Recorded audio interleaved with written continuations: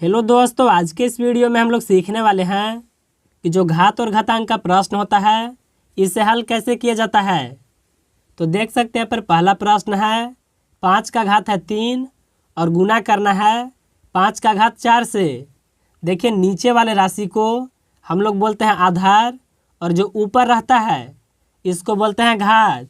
देखिए जब भी घात और घातांक के प्रश्न होता है उसमें अगर आधार सेम रहेगा और गुना करना होता है तो घात आपस में जुट जाता है। जैसे देखिए दोनों जगह पर 5 है तो यहाँ पर 5 लिखेंगे। इसका घात देखिए 3 है और इसका 4, यह दोनों आपस में जुट जाएगा, यानी यह हो जाएगा 5 का घात 7। यानी आपको याद रखना है कि जब आधार सेम रहता है तो गुना में घात आपस में जुट जाता है। इसी तरह से अब हम लोग दूसरा प्रश्न को हल करेंगे। देखिए इसका जो आधार है वह है 3/5 और इसका भी है 3/5। तो सबसे पहले 3/5 को हम लोग लिखेंगे। अब देखिए यहाँ पर घात में है, इसका घात है 3 और इसका घात है 2।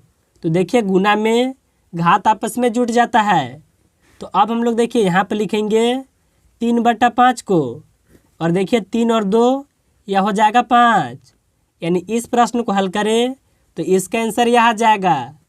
तो चलिए अब हम लोग तीसरा प्रश्न को हल करते हैं। देखिए यहाँ पर तीसरा प्रश्न में है, यहाँ पर घात देखिए सेम है लेकिन आधार सेम नहीं है। देखिए अगर घात सेम रहेगा तो आधार का आपस में गुना को करना है। जैसे देखिए 2 और 3 का गुना करेंगे।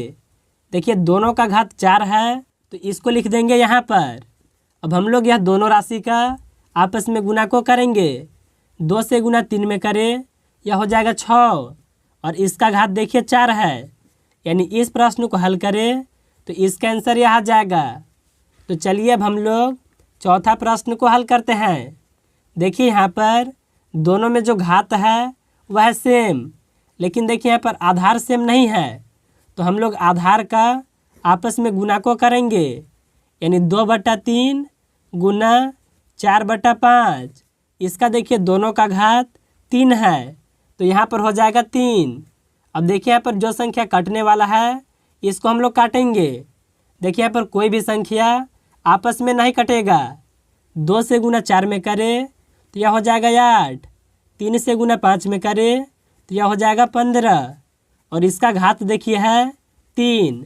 यानी इस प्रश्न को हल करें तो इसका आंसर यह आएगा। तो चलिए अब हम लोग घात और घातांक का भाग को भी सीख लेते हैं। देखिए यहाँ पर आधार सेम है। देखिए जब भी आधार सेम होता है और आप भाग बनाते हैं तो वहाँ पर घात आपस में घट जाता है। जैसे देखिए 8 और 8 है तो यहाँ पर लिखेंगे 8 को। अब देखिए भाग में आपको घात को घटाना है। यानी देखिए 9 में से हम लोग यह छोटा घात को घटाएंगे। यानी देखिए यहाँ पर हो जाएगा 8 का घात 7। यानी इस प्रश्न को हल करें तो इसका आंसर यह आएगा।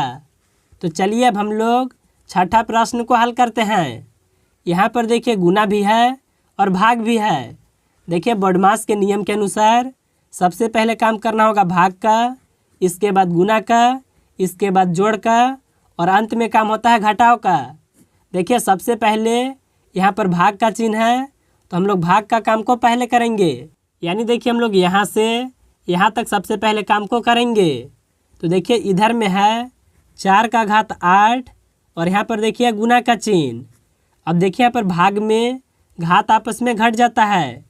यहाँ पर लिखेंगे 4 को, 6 में से 3 को घटाएं तो यह बचेगा 3। अब हम लोग यह दोनों राशि का आपस में गुना को करेंगे। देखिए यहाँ पर आधार सेम है तो यहाँ पर आधार को लिखेंगे। देखिए गुना में घात आपस में जुट जाता है।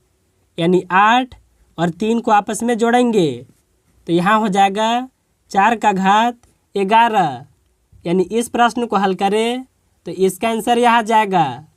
तो आप लोग अच्छे तरह से समझ गए होंगे कि जो इस तरह का घात और घातांक का प्रश्न होता है इसे हल कैसे किया जाता है।